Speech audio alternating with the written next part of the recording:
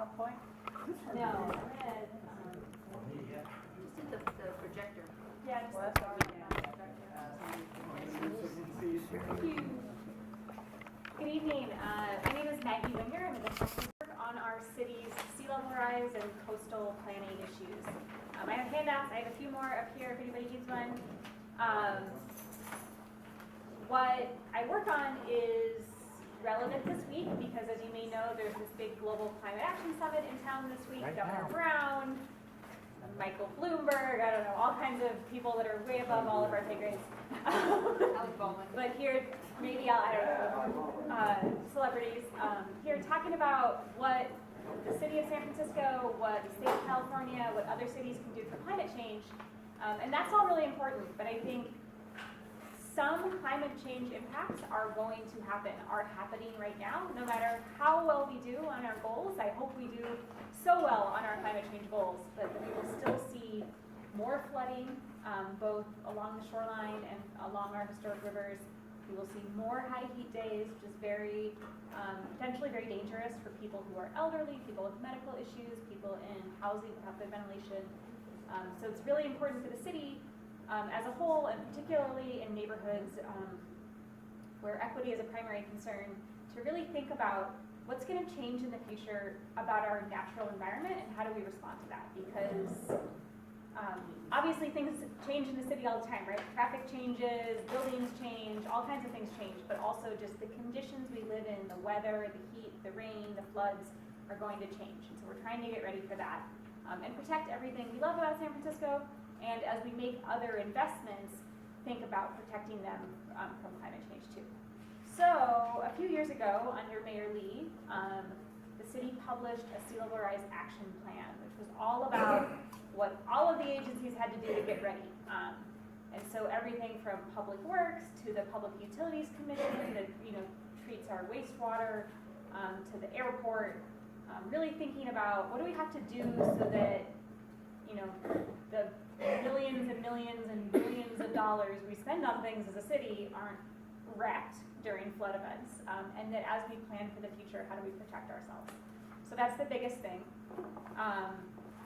And there's all these different parts of it. So there's a part of it that's out at Ocean Beach, and it's all about sand erosion and what can we do for the dunes, and that's very different. And then there's also a seawall program at the Embarcadero that's all about earthquake safety and flooding along our historic waterfront. And so you have, skyscrapers in downtown, and you have the natural beach on the west side, and you have, industrial areas and current development along the southeast shoreline and Bayview Hunters Point.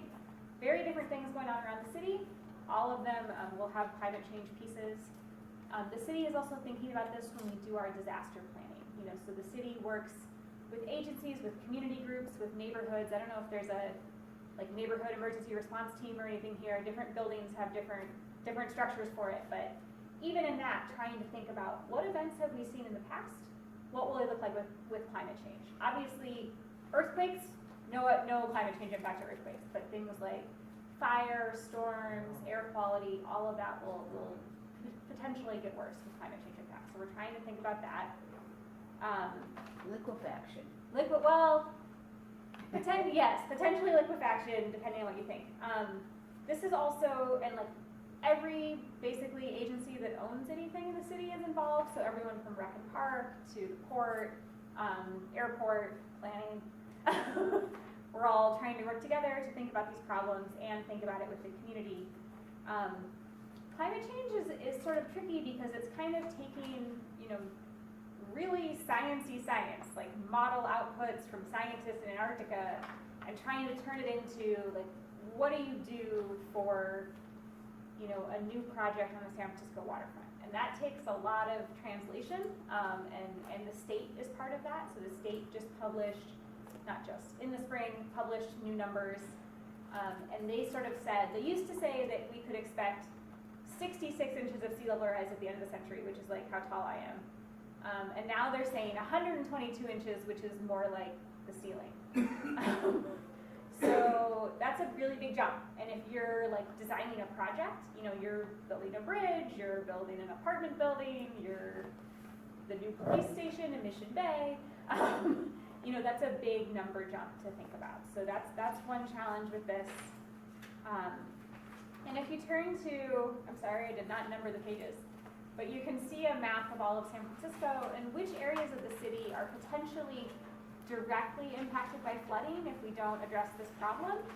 It obviously does not come this far inland, but one thing that we have to think about is, you know, I live on a hill in Glen Park, so like my house is not going to flood, but if BART floods, I'm in trouble. If Muni floods, you know, if Muni tunnel floods, we're in trouble. If we don't have a wastewater treatment plant, we're all in trouble because you don't want to live in a city that doesn't have a wastewater treatment plant that's working.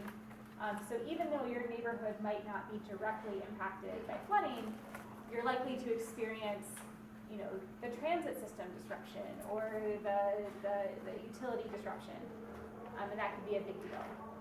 There are a series of maps that may or may not be interesting to you, but you really think about who has ever, like, do you guys know that we made our whole shoreline on the east side? That's not, like, there's no natural shoreline on the east side of the city, basically. There's like this much natural shoreline, but the rest of it is miners and people who are making money off miners just dumped trash onto the shoreline and made more San Francisco. So He's not lying. no, it is trash. I mean, it's literally like ships that wrecked and garbage. But it means that, like, you know, humans are lazy. I don't know if you know this. Humans are kind of lazy. So we built it just high enough that it wouldn't flood, and now the water's getting higher. So a lot of that area is at risk of flooding. And so we'll have to think about that. And it also plays into the liquefaction concerns, which is something that can happen during certain kinds of earthquakes. Certain kinds of soil can actually sort of turn into a liquid, which is very bad for roads and things on top of it. Not all earthquakes, it takes a certain kind of event, it takes a certain kind of soil, but it can be a very big deal and it potentially impacts a lot of our eastern shoreline. So we're thinking about that.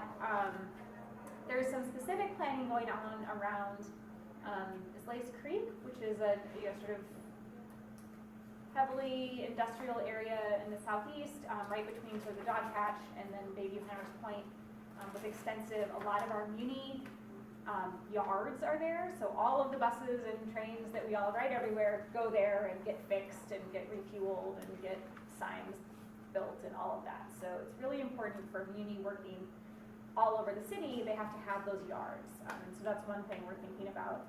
And then there are port facilities there, and that's where this water treatment plant is. That everyone in this neighborhood uses that treatment plant. That uses 80% of the city goes to that treatment plant. So major public investments, important industrial area for jobs. We're doing some specific planning there.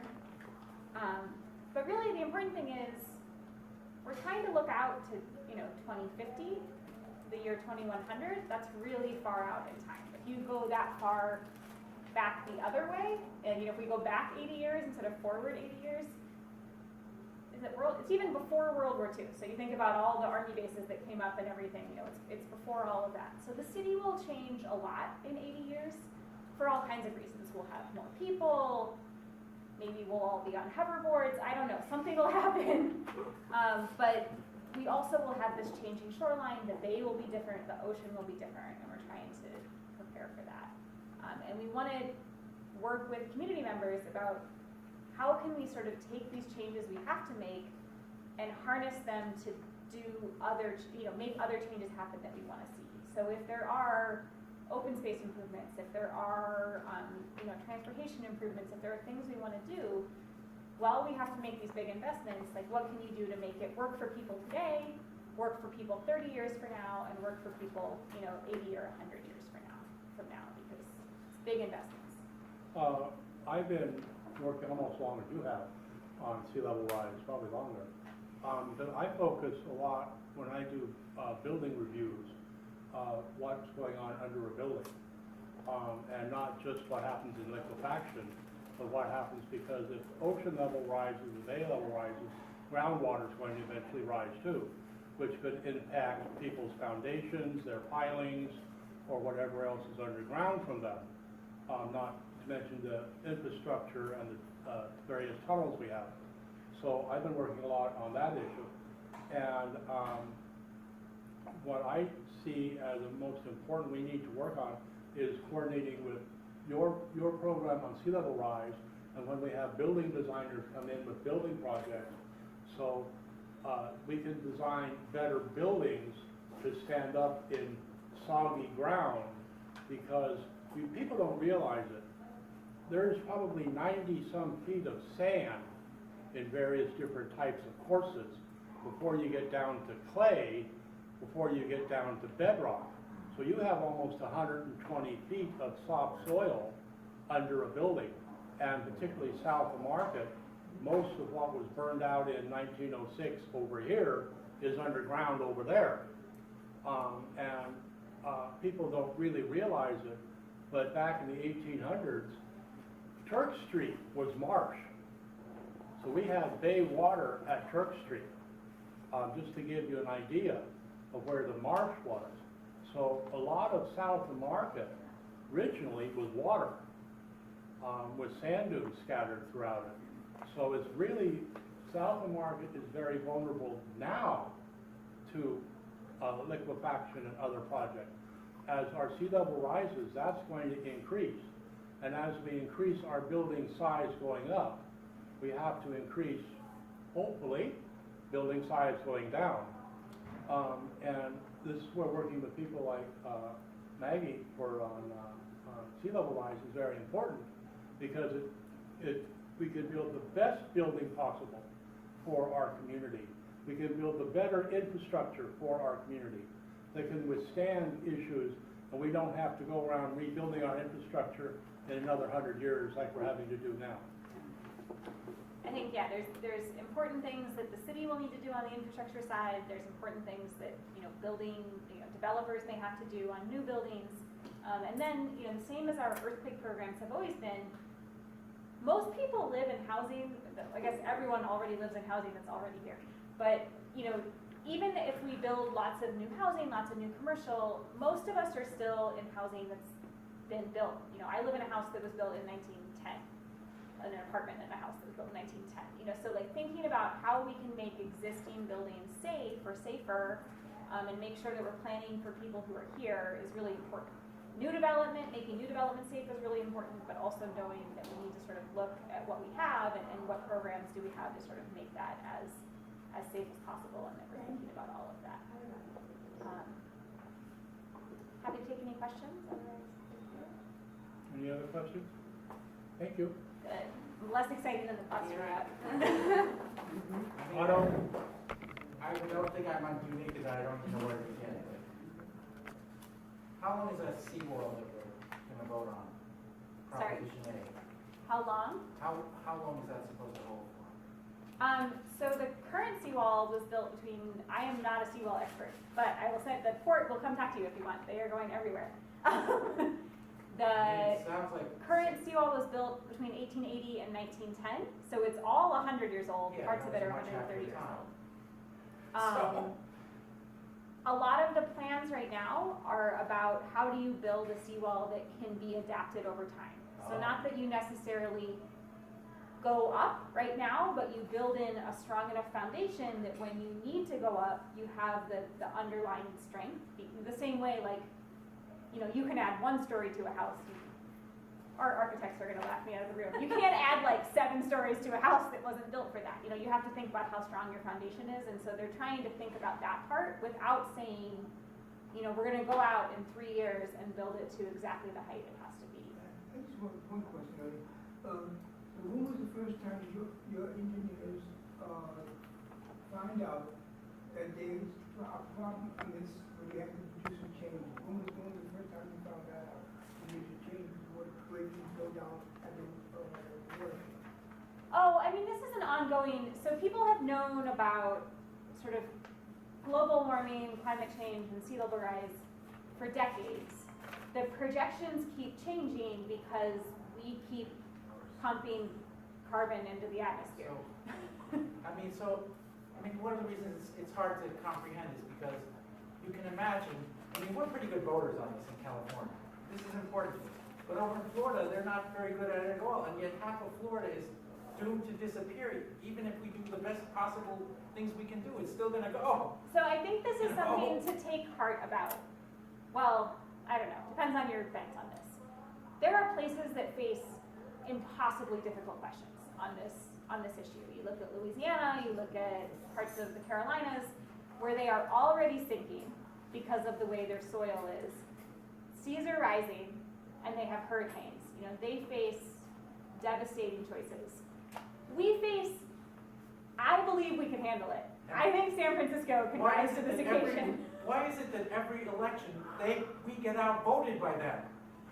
That's a bigger issue. But here, this is things that we're in charge of. We can choose the future we want for San Francisco. Part of what we're here for.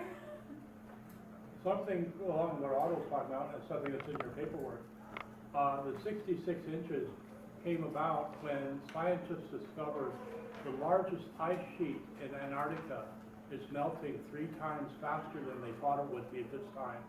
And if it completely melts, it'll raise sea level all over the world 66 inches. Just that one ice sheet. And there are 7 ice sheets in Antarctica. And Greenland's melting. So, and of course we know what's going on in the Arctic. Where last winter it was warmer in the Arctic than it was in Europe for 3 months. So something to, if you want to picture it, picture the middle of Antarctica being bone dry. And forests starting to grow there again because of climate change. And that's the picture everybody can pretty much imagine. So then imagine where all that water is going to go. Here's what makes it difficult. You can imagine that all over the United States and all over the world there are going to be massive earth moving projects to try and protect what can be protected. And all of that earth moving is going to be done with machines that consume fossil fuel because there's no, and we're trying to convert our electric power to fossil fuel, but there's no plans to convert machinery or ships to away from fossil fuel. So you're actually exacerbating the problem while you're trying to defend yourself against it. So, I don't know what to tell you.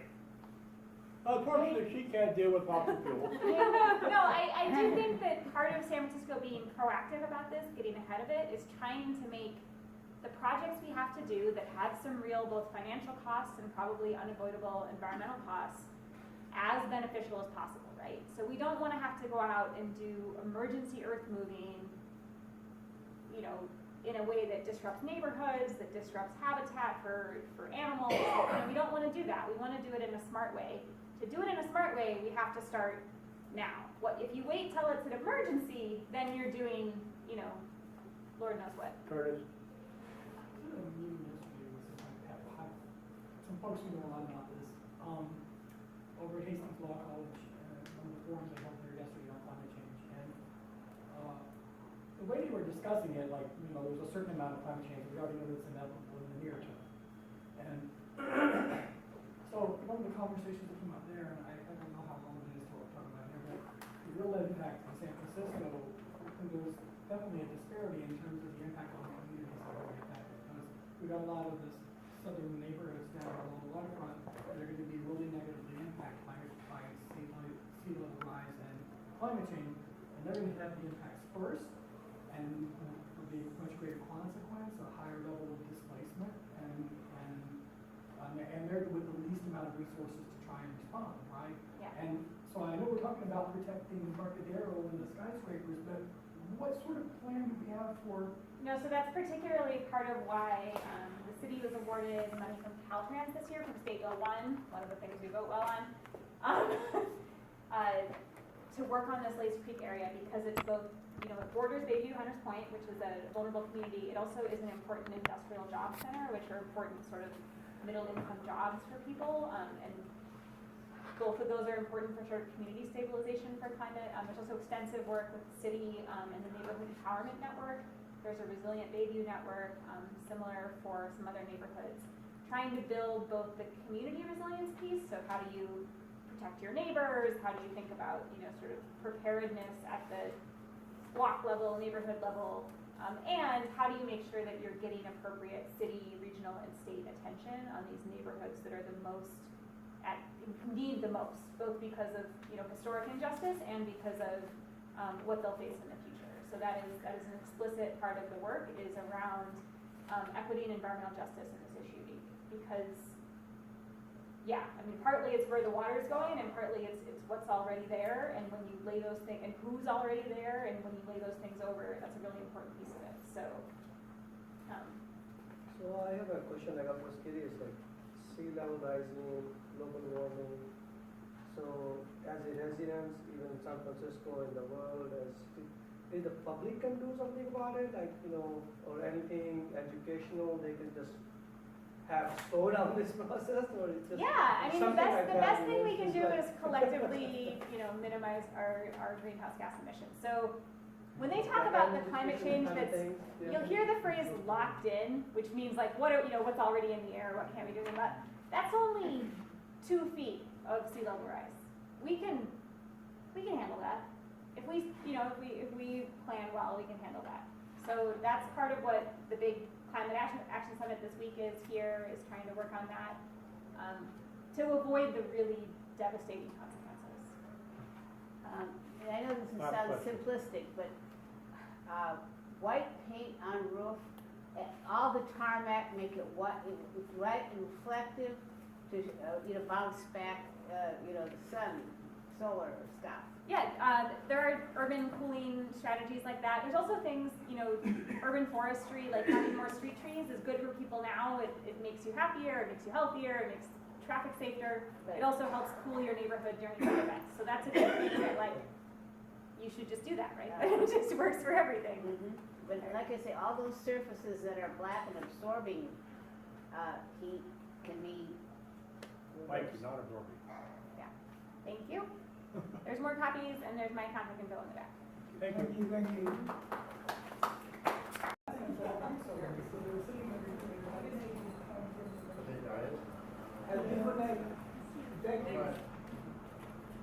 Hi everyone, it's a pleasure to be here. We are actually, our project is over in the Mission district, but Marvis invited us over here to present. I'm sorry? I'm a member. Oh, great, a member of KQED. Anybody else members of KQED? And one of these right here. All right, well, you're a member in my mind. My name's Jason Black. I'm the executive in charge of a building project we're doing over at headquarters in KQED. And I just wanted to give you a little bit of background about kind of what brought KQED to this moment. We have undergone enormous change since the building of our headquarters over at 2601 Mariposa Street. It was designed for us 27 years ago when KQED was known just as a TV station. And that bunker-like building kind of reflected the industrial nature of our work at that time. Over the years, KQED has grown and evolved to serve the changing needs of our community and our audiences into what it is today. A robust, modern public media organization engaging audiences over the air, digitally, in person, on radio, television, multiple platforms. This manual, the switch isn't working. There we go. KQED, you may know, is a public media organization, but we're not run by a government body like your public library is, or other examples like that. We're an independent, locally owned and operated community licensee, which means that our license is owned by the community we serve. We provide an alternative to commercial media, providing our community with the knowledge they need to make informed decisions, convene community dialogue, like Marvis is doing today, bring arts to everyone, and engage audiences to share their stories. We celebrate diversity, embrace innovation, value lifelong learning, and partner with those who share our passion for public service. Everything we choose to air on television, on radio, and online, whether we produced it ourselves, acquired it, is intended to reflect and serve our diverse and engaged audiences. Nearly half of Bay Area residents use KQED each week. More than 2.6 million across public radio, public television, online, and mobile. Every week. That's a lot of people, and it's a big responsibility that we take very seriously. Content is at the heart of what we do, and the trust we've earned with our audience and community over our 60-year history is to us our most valuable asset. We strengthen that trust by maintaining our core values while becoming more creative and innovative in the expression of those values in a constantly changing media environment. We work out of our studios in San Francisco over at 2601 Mariposa Street. We also have studios in San Jose, Fresno, Los Angeles, and Sacramento, all to serve the 9-county Bay Area and Monterey. Some of what you see, hear, and read on KQED, such as our award-winning regional news coverage, the California Report, the Forum, our weekend news programs, Check Please Bay Area, KQED Newsroom, and Mindshift, is produced right here in San Francisco. And some of it, for example, Victoria, All Things Considered, Fresh Air, and Marketplace, is acquired from our partners in NPR, PBS, and other public media program producers. Sorry, I forgot my script, so I'm doing it off my phone, pardon me. KQED is not only the most listened to public radio station in the United States, it's also the #1 radio station, period, in the Bay Area.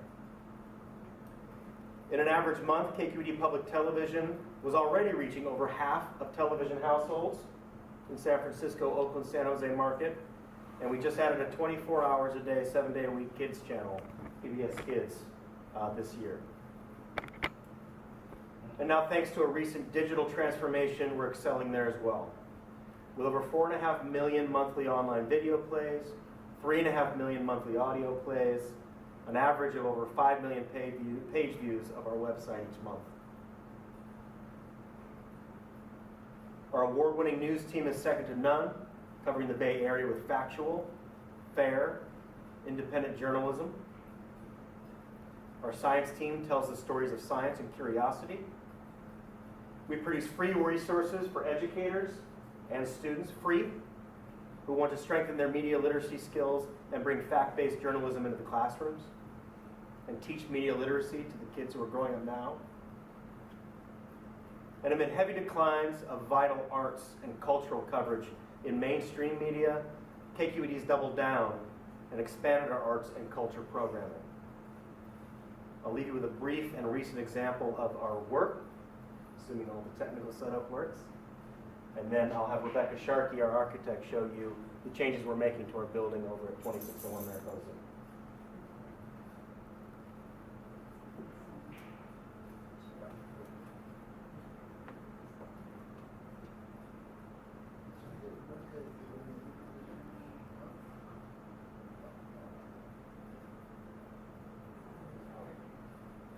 Alas, straight to the building. Yeah.